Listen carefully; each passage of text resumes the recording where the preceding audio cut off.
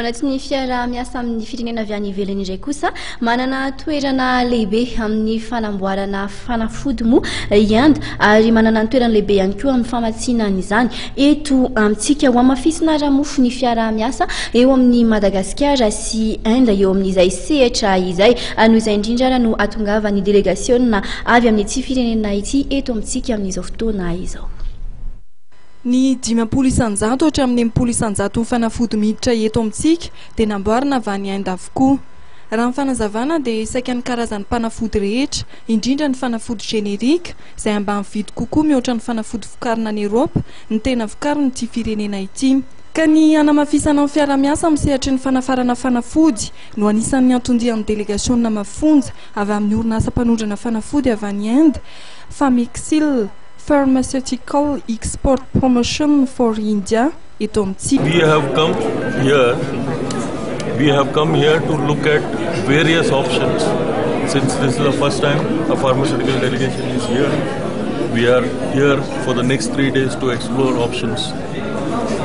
Toetrandray ijery ny fomba fiara-miasa azo atao rehetrarehetra zany miaraka Madagasikara mandritra ny andro anankitelo mifanesy. 20 zany zay no eto avy any Inde dia hitady fomba fiara-miasa amin'ny orinasa eto Madagasikara.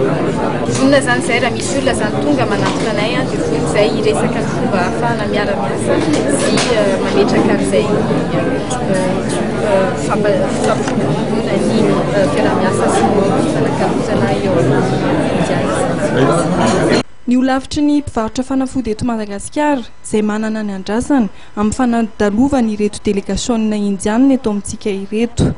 Ny andrasana zany dia hitondra zava-baovao, hitondra vahaolana ho an'ny filana fanafody eto Madagasikara ilay izy.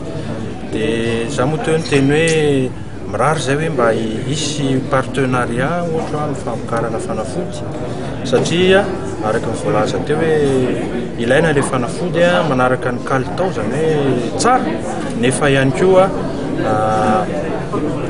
hoe ny vidiny zany mety hoe mifanitsy amin'ny filan'ny firenena tahaka antsika. Olona 520 no ao anatin'ny délégation indiana ary haritra 3 andro ny fitsidihan'izy ireo eto Madagasikara.